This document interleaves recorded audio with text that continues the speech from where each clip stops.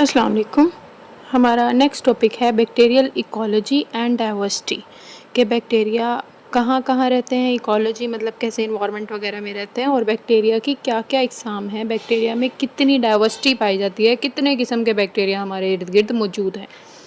ठीक है, तो ज़मीन पे जब ये दुनिया बनी तो एक कॉन्सेप्ट दिया जाता है बिग बैंग थ्योरी का। बिग बैंग थ्योरी में दो इस दुनिया में पार्टिकल्स आपस में टकराए, और इनके टकराने की वजह से एक के पार्टिकल्स जो हैं वो टूट के अलग हो गए 9 पार्टिकल्स में, और उन 9 पार्टिकल्स को 9 प्लैनेट्स का नाम दे दिया गया, जिनमें Mercury, Venus, Earth, Mars, Jupiter, Saturn, Uranus, Neptune, Pluto जो है वो ये 9 प्लैनेट्स बन गए, और वो ज़मीन सूरज के इर्द गिर्द चक्कर लगाने लगे। ठीक है, और उनमें ही हमारी एक ज़मीन भी थी। ज़मीन जब बनी तो बहुत ज़्यादा टेम्परेचर उसके ऊपर था।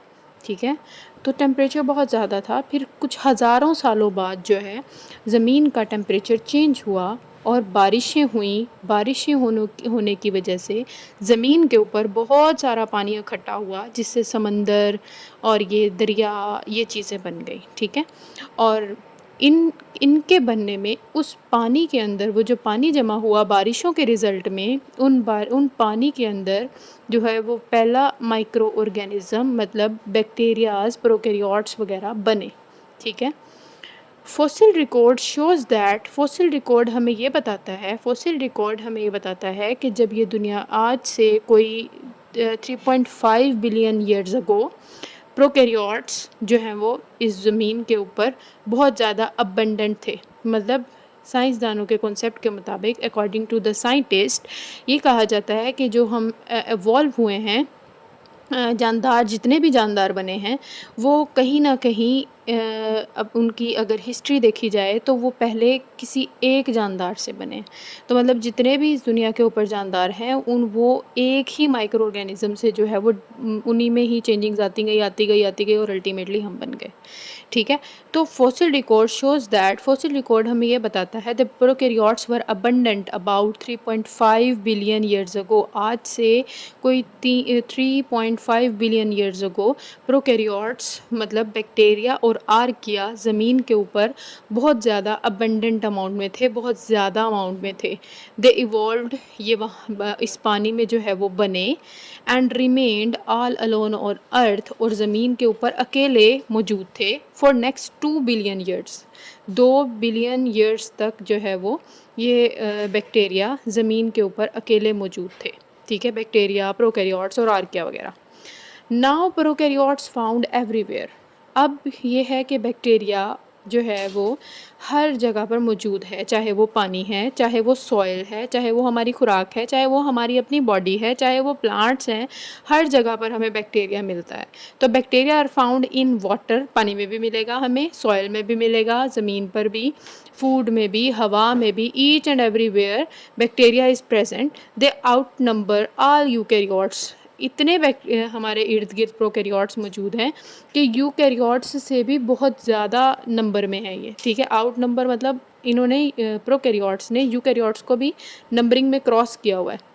They can survive in extreme habitats, और इनके बहुत ज़्यादा अबंडेंट होने की वजह भी जो है उनमें से एक वजह ये भी है कि ये एक्सट्रीम कंडीशंस में भी, मतलब बहुत ज़्यादा टेम्परेचर पे भी, या बहुत कम टेम्परेचर या बहुत ज़्यादा टेम्परेचर, हार्श कंडीशंस में भी सर्वाइव कर जाते हैं। ठीक है, तो ये बैक्टीरिया की कुछ हिस्ट्री बताई हुई है, ये आपने याद करना है। फॉसिल रिकॉर्ड से हमें पता लगा है कि आज से कोई 3.5 बिलियन ईयर्स अगो जो है वो बैक्टीरिया बहुत ज़्यादा अबंडेंट थे।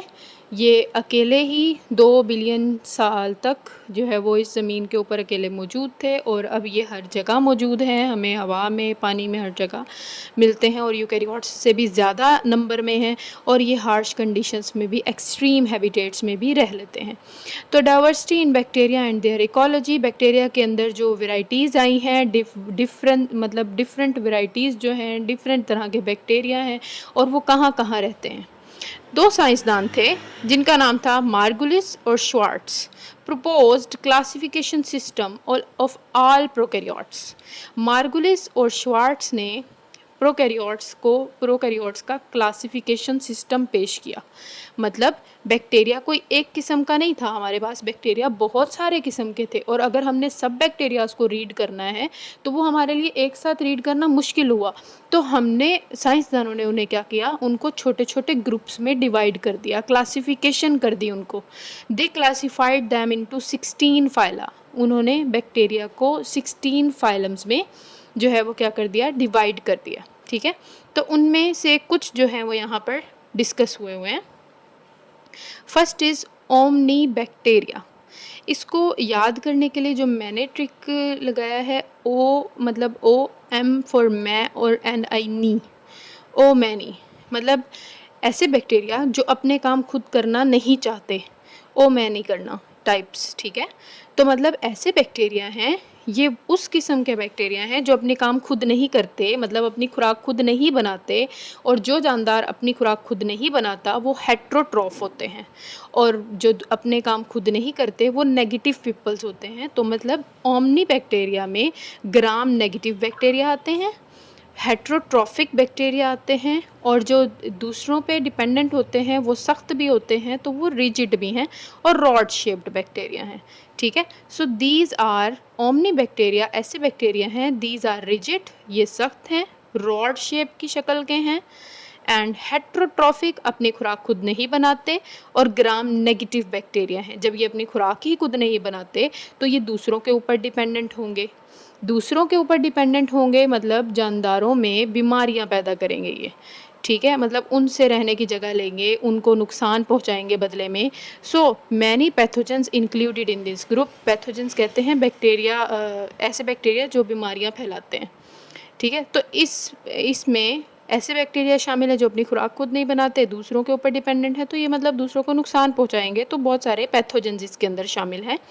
इनके पास फ्लैजिला होता है, they have flagella, and they do not produce spores, और ये स्पोर्स प्रोड्यूस नहीं करते, और ये एरोबिक हैं, ऑक्सीजन की मौजूदगी में काम करते हैं। ठीक है, और इनकी एक एग्जांपल है Escherichia coli. Escherichia coli, E coli bacteria जो है वो इनकी एग्जांपल है।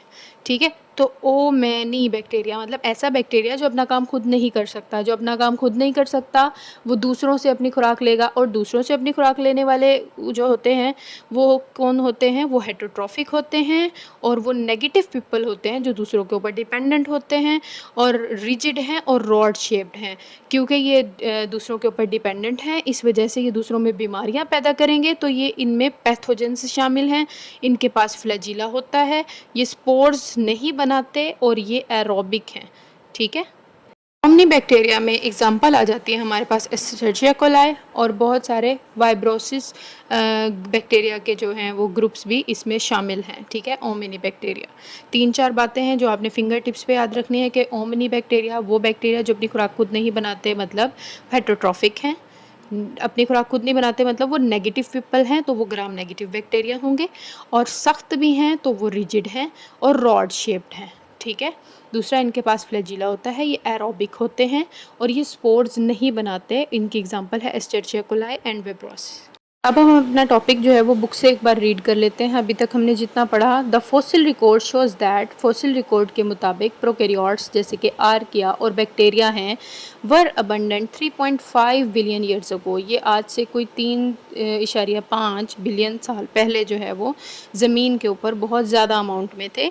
दे इवॉल्व्ड, ये मतलब बने, एंड रिमेन्ड ऑल अलोन और अर्थ, और ज़मीन पे अकेले मौजूद थे, for next 2 billion years, 2 billion सालों तक ये ज़मीन के ऊपर इन्होंने राज किया।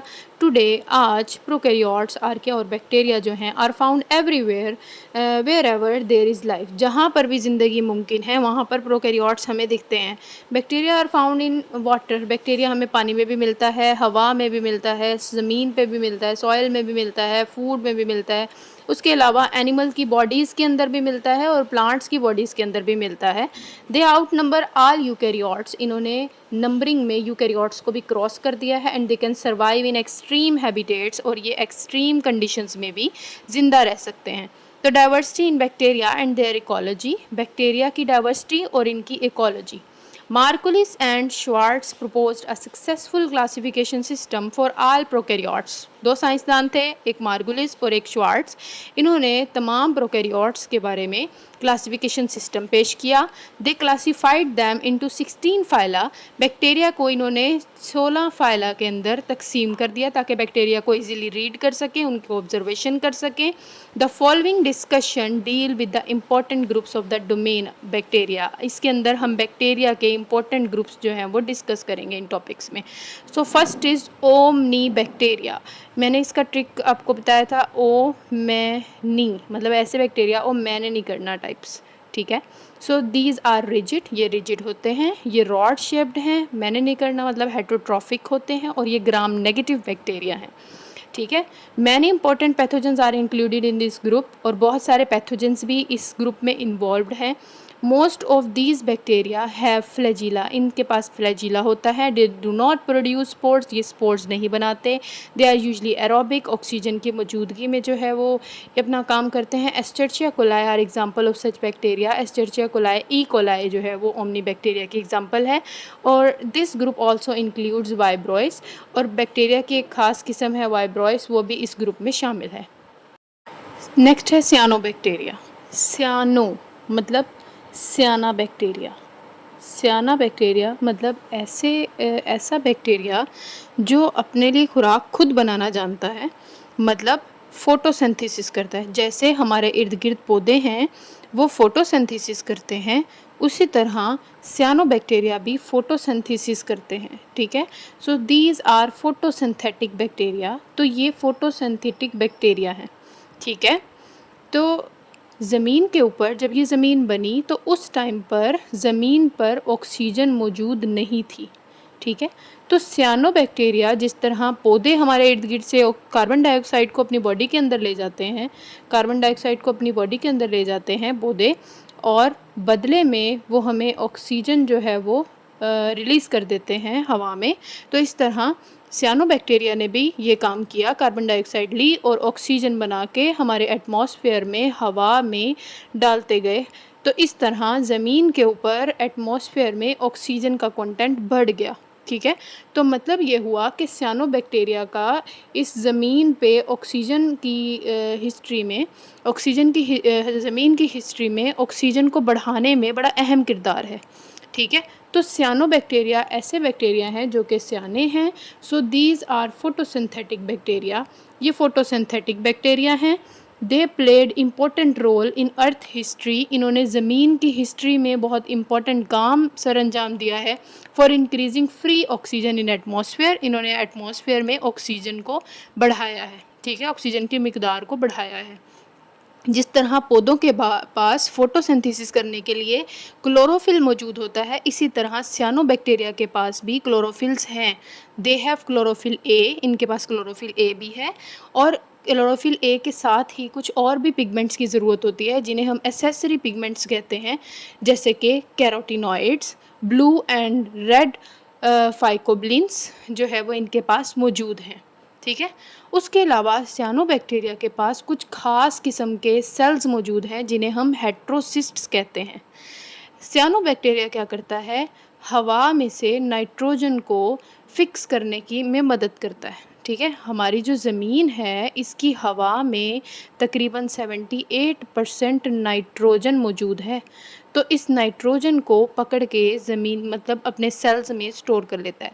दे फिक्स एटमॉस्फेरिक नाइट्रोजन, ये एटमॉस्फेरिक नाइट्रोजन को, हवा में मौजूद नाइट्रोजन को फिक्स करते हैं इन स्पेशल सेल्स। इनके पास कुछ स्पेशल सेल्स होते हैं जिन्हें हेट्रोसिस्ट्स कहते हैं, ठीक है।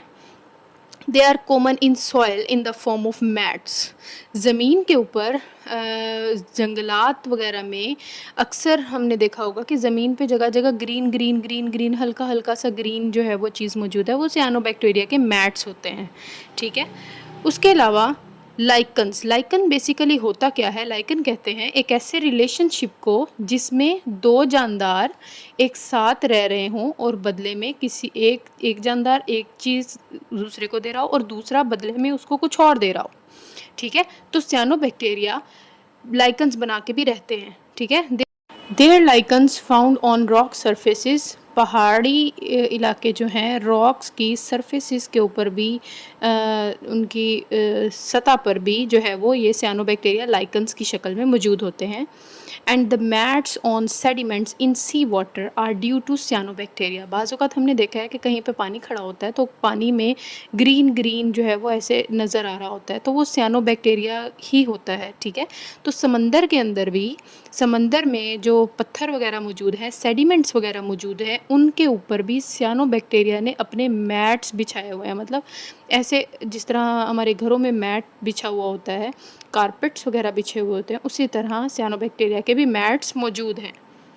सियानोबैक्टीरिया बुक से रीड कर लेते हैं। सियानोबैक्टीरिया मतलब सियाना बैक्टीरिया, मैंने आपको बताया कि हम इसको ऐसे याद रख सकते हैं, सियाना बैक्टीरिया है तो मतलब अपने लिए खुराक खुद बनाएगा, मतलब ये ऑटोट्रॉफिक है। मतलब ऑटोट्रॉफिक मतलब फोटोसिंथेटिक बैक्टीरिया है। दीज आर फोटोसिंथेटिक बैक्टीरिया, ये फोटोसिंथेटिक बैक्टीरिया हैं, अपनी खुराक खुद बनाते हैं। They played most important role in the history of earth, इन्होंने ज़मीन की हिस्ट्री में बहुत अहम काम सर अंजाम दिया है। For increasing free oxygen in atmosphere, ज़मीन पर एटमॉस्फेयर में ऑक्सीजन को इन्होंने बढ़ाया है फोटोसिंथेसिस कर करके। कार्बन डाइऑक्साइड को जिस्म में ले गए और ऑक्सीजन को रिलीज़ करते रहे, इस तरह ज़मीन के एटमॉस्फेयर में ऑक्सीजन का कंटेंट क्या हो गया, बढ़ गया। दे कंटेन क्लोरोफिल ए, इनके पास क्लोरोफिल ए मौजूद है। एंड एसेसरी पिगमेंट्स भी मौजूद हैं जैसे कि carotenoids and blue and red phycobilins, ठीक है। ब्लू और रेड फाइकोब्लिन्स भी क्लोरोफिल के ही पिगमेंट्स का ही कुछ नाम है, ये आपने घबराना नहीं है, एज इट इज़ याद करना है, ठीक है। मैनी सियानोबैक्टीरिया फिक्स एटमॉस्फेरिक नाइट्रोजन, बहुत सारे सियानोबैक्टीरिया एटमॉस्फेयर में मौजूद नाइट्रोजन को फिक्स कर लेते हैं, रख लेते हैं अपने पास in their special cells, special cells होते हैं इनके पास जिन्हें हम हेट्रोसिस्ट्स कहते हैं, ठीक है। They are common in soil, ये ज़मीन में पाए जाते हैं in the form of mats, cyanobacteria के मैट्स मौजूद है ज़मीन पे, सॉयल पे। Cyanobacteria containing lichens are found on rock surfaces, rock surfaces के ऊपर भी लाइकन की शक्ल में ये पाए जाते हैं। And the mats on the sediments in the sea, समंदर के अंदर जो पत्थर वगैरह मौजूद है, सेडिमेंट्स वगैरह मौजूद है, उनके ऊपर भी मैट की शक्ल में cyanobacteria are dominated by cyanobacteria मौजूद है। नेक्स्ट हमारे पास कैटेगरी है माइकोप्लाज्मास एंड स्पायरोप्लाज्मास।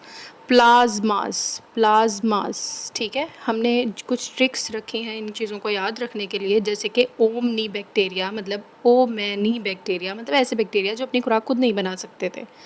सियाना बैक्टीरिया जो अपनी खुराक खुद बना लेता है, फोटोसिंथेसिस करता है। अब यह है माइकोप्लाज्मास और स्पायरोप्लाज्मास मतलब प्लाज्मास मतलब इनके पास, इन ऐसे बैक्टीरिया जिनके पास प्लाज्मा मेम्ब्रेन मौजूद है, ठीक है। इन ऐसे बैक्टीरिया हैं जिनमें प्लाज्मा मेम्ब्रेन तो मौजूद है लेकिन उसके बाहर जो सेल वॉल मौजूद होती है वो मौजूद नहीं है, ठीक है। तो they lack cell wall. Plasmas मतलब प्लाज्मा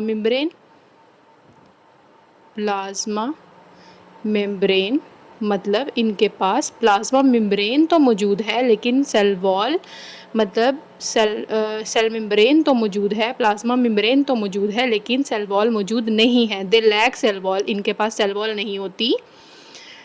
अच्छा, हमारे पास एंटीबायोटिक्स होती हैं। एंटीबायोटिक्स बेसिकली क्या होती हैं? एंटीबायोटिक्स ऐसी अद्वियात होती हैं जो बैक्टीरिया को मारने में या बैक्टीरिया को कंट्रोल करने में हेल्प करती हैं, ठीक है। तो कुछ एंटीबायोटिक्स ऐसी बनाई गई हैं जो कि बैक्टीरिया की सेल वॉल को नहीं बनने देती, ठीक है। तो ये है माइकोप्लाज्मास और स्पायरोप्लाज्मास। इनके पास तो, इन्हें तो सेल वॉल की ज़रूरत ही नहीं है, इनके पास तो सेल वॉल बनानी ही नहीं है। तो अगर मैं इसके ऊपर कोई ऐसी एंटीबायोटिक डालूँगी जो कि इसकी सेल वॉल बनने को रोक दे, तो इनको तो कोई फ़र्क ही नहीं पड़ेगा क्योंकि इनके पास तो आउटर मेम्ब्रेन ही प्लाज्मा मेम्ब्रेन है, तो इसलिए ये रेजिस्टेंट होते हैं, ठीक है। सो दे आर रेजिस्टेंट, ये रेजिस्टेंट होते हैं। तो पेनिसिलिन एंटीबायोटिक है एंड अदर एंटीबायोटिक्स, और भी एंटीबायोटिक्स से जो है ये रेजिस्टेंट होते हैं। That work by inhibiting cell wall growth, जो कि बैक्टीरिया को, फॉर एग्जांपल एक नॉर्मल बैक्टीरिया पे आपको ये बात समझाती हूँ। सेल मेम्ब्रेन है, उसके बाद सेल वॉल है, ठीक है। तो ये कुछ बैक्टीरिया होते हैं, अगर इनके ऊपर ऐसी एंटीबायोटिक डाल दी जाएं जिनसे इनकी सेल वॉल ना बने, तो ये बैक्टीरिया जो हैं वो बीमारी पैदा नहीं कर सकते, ये रुक जाते हैं, ठीक है। लेकिन अगर इन एंटीबायोटिक्स को मैं ऐसे बैक्टीरियाज के ऊपर डालूंगी जिनके पास सेल वॉल का कोई काम ही नहीं है, जिनके पास आउटर मेम्ब्रेन ही प्लाज्मा मेम्ब्रेन है, जिनका सेल वॉल से कोई लेना देना ही नहीं है, तो ये एंटीबायोटिक इनके ऊपर असर ही नहीं करेगी। तो ये इस वजह से माइकोप्लाज्मास और स्पायरोप्लाज्मास जो हैं वो ऐसी एंटीबायोटिक्स से जो है वो रेजिस्टेंट होते हैं। माइकोप्लाज्मास जो हैं वो काज डिजीज़ इन मैमल्स में, माइको से मैमल आप याद रख सकते हैं, तो माइकोप्लाज्मास मैमल्स में बीमारियां पैदा करते हैं, और स्पायरोप्लाज्मास पौधों के अंदर जो है वो बीमारियां पैदा करते हैं। माइकोप्लाज्मास काज डिजीज़ इन मैमल्स में बीमारियां पैदा करते हैं। फॉर एग्जांपल नमूनिया, ह्यूमंस के अंदर जो नमूनिया है वो माइकोप्लाज्मास जो है वो काज करते हैं। और उसके अलावा स्पायरोप्लाज्मास काज डिजीज़ इन प्लांट्स के अंदर बहुत सारी डिजीज़ पैदा करते हैं। मिसाल के तौर पर लीथल कहते हैं ऐसी बीमारी जो मार देने वाली हो। कोकोनट्स में लीथल डिजीज़ पैदा करते हैं, ठीक है, मार देने वाली डेंजरस डिजीज़ जो हैं वो स्पायरोप्लाज्मास पैदा करते हैं। बुक से रीड कर लेते हैं इसे।